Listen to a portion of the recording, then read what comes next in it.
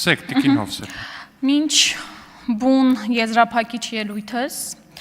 ուզում եմ, որ մենք բոլորս այստեղ արձանագրենք, որ մենք այս դահլիճում ունենք մեկ պատգամավոր, ով որ սուպեր օպերատիվ է, ով կարծես թե շատ ինքնագոհ է իր տված հարցից, պարոն Հարությունյանն այստեղ չէ, առնվազն նա եւ իր քաղաքական թիմը պետք է սկզբունքայնությունից առհասարակ չխոսեն, որովհետև մենք լավ ենք հիշում, թե ինչպես էին նրանք նկարվում Արցախում, ակնայում եւ շատ կայծակնային արագությամբ անգամ հետագայում վախենում տալ Արցախի անունը, այնպես որ սկզբունքայնության մասին ձեր պատկերացումները վերանայման ենթակա են, պարոն Հարությունյան, վստահ եմ լսում եք։ Ներողություն եմ խնդրում Տիկին Մինասյանից, Լիլիթ Մինասյանից, որովհետև մի քանի րոպեով ստիպված էի դուրս գալ իր ելույթի ժամանակ, բայց երկու կարևոր հանգամանք կա,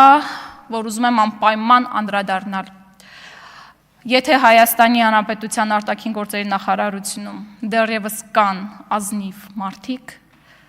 իսկ կա կոնկրետ անուն ազգանունով այսօր գործող դեսպան, նա կարող է հավաստիացնել, որ իմ աշխատանքից ազատման դիմումը գրվել է 2020 թվականի նոյեմբերի 10-ին եւ դա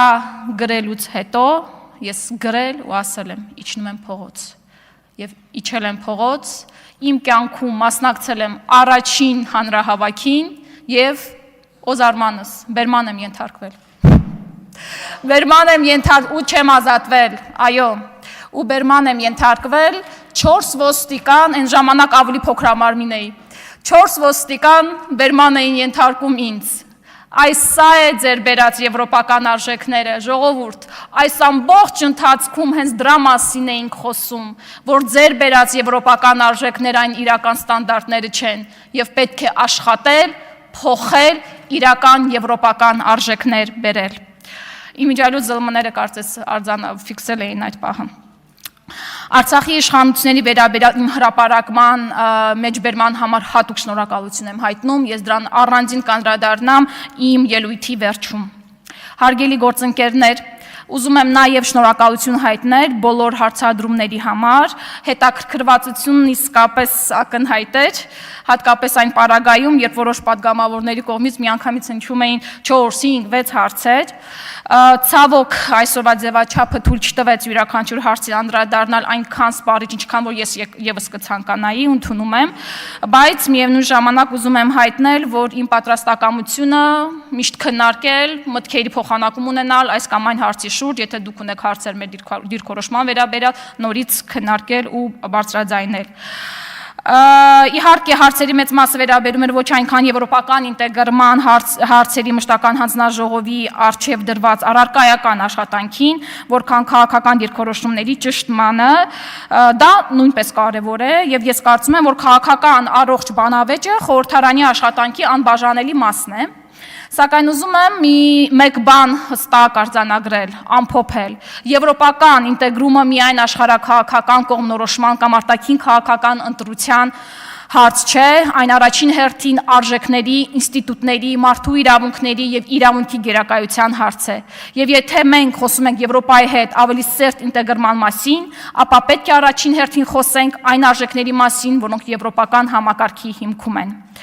Ձեր հարցադրումներից քաղաքական հետապնդումների վերաբերյալ ինձ մոտ տպավորություն է ստեղծվում, թե դուք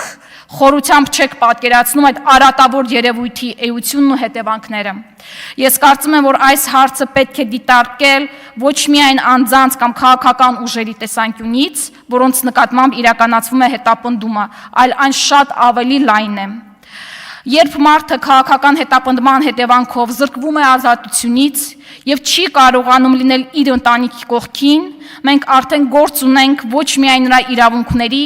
այլ նրա երեխաների իրավունքների եւ երեխայի լավագույն շահի հետ։ Եվ հենց այսպիսի հարցերում է, որ պետք է չափենք մեր եվրոպական արժեքներին համապատասխանությունը, ոչ թե հայտարարություններով, այլ իրական գործողություններով։ Հարգելի գործընկերներ, մենք պատրաստ ենք քննարկել մեր առջև դրված ցանկացած առաջարկ, եթե կա առաջարկը։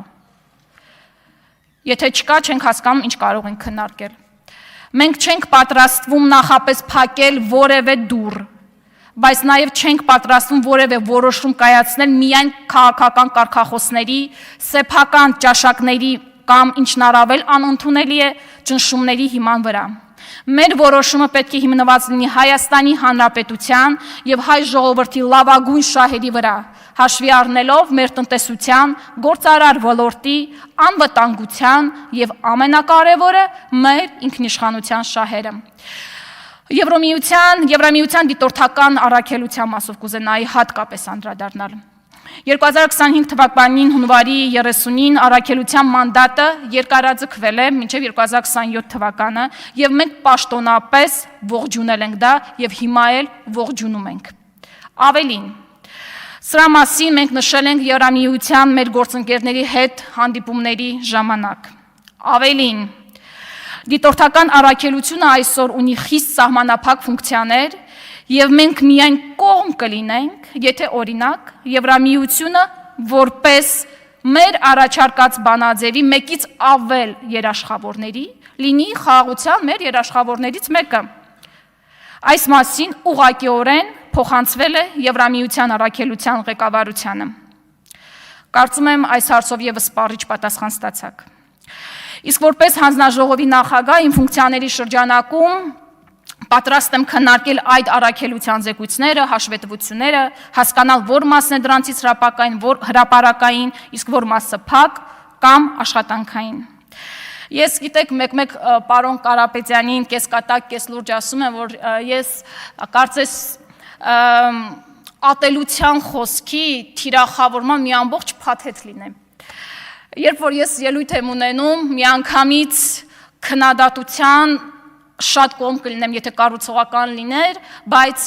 մեծ հոսք է գալիս պառակտիչ խոսքի։ Ասում են կինես, քո տեղը շատ պատկերավոր ասած, քո տեղը խոհանոցն է, մեկն ասի իրանց տեղը որտեղ է։ Երկրորդ ասում են ընդդիմադիր ես, մյուս թիրախը, որ ասում են նախկին ես, ես չգիտեմ թե ինչով եմ կարող նախկին լինել։ Երրորդը ասում են արցախցի ես։ Ինչու 2021 թվականին Արցախում չէիր։ Պառակտումը այս պետության հիմքերին դրված ական է, այն քայքայել է պետությունը ներսից եւ դուք դրա հովանավորն եք։ Արցախի իշխանությունների մասին, իմ գրառման մասին։ Ես երբևէ որևէ կաշկանդվածություն չեմ ունեցել եւ չունեմ որևէ քաղաքական ուժի քննադատելու։ Ես շատ ուրախ եմ, որ իմ կյանքի ապրած ամբողջ հետագծի մեջ դուք պեղել եք միայն թե երբեմն ես երեխայի խնամքի արձակուրդի դիմումս գրել։ Ես իմ խոսքում եւս նշել եմ, որ միշտ եղել եմ անգամ Արցախում ընդդիմադիր, բոլորն էլ դա գիտեն, որ իմ ընդդիմադիր հայացքները։ Ես նաև շատ լավ եմ հիշում, թե ինչպես շրջափակման այն ծանր օրերին արդեն ամառվա վերջերն էին։ Արցախի վերածննդի հրապարակում Արցախի ամենատարբեր ծայրերից մարդիկ ոտքով գալիս հասնում էին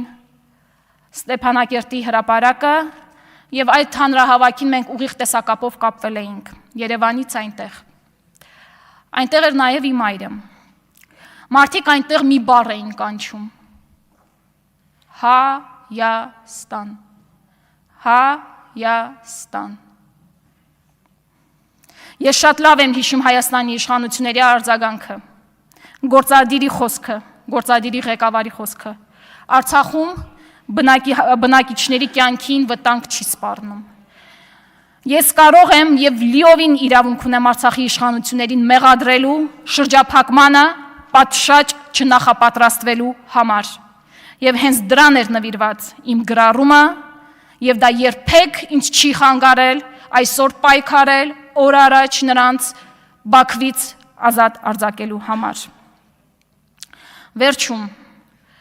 ես տեսել եմ, թե ինչպես է իմ այրը, ինչպես 150,000 մեր հայրենակիցները իրենց ամբողջ կյանքը տեղավորել մեկ ճամպրուկի մեջ եւ բռնել գաղթի ճամփան Եվ ես խոստանում եմ եւ խոստանում եմ այստեղ այս ամբիոնից։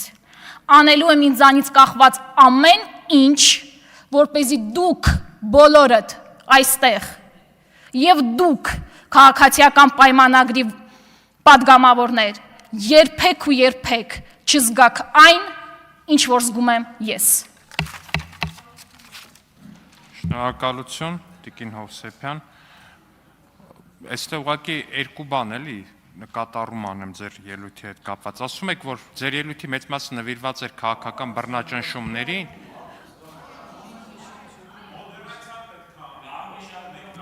Պարոն Աբրահամյան, ձեզ պատգամավոր Տիգրան Աբրահամյան, ձեզ հայտարարվում է նախազգուշացում։ Դուք չեք կարող ինձ հայտարարել նախազգուշացում, պարոն Դավիթ Ղազենյան, ձեզ եւս հայտարարվում է նախազգուշացում։ Այդպես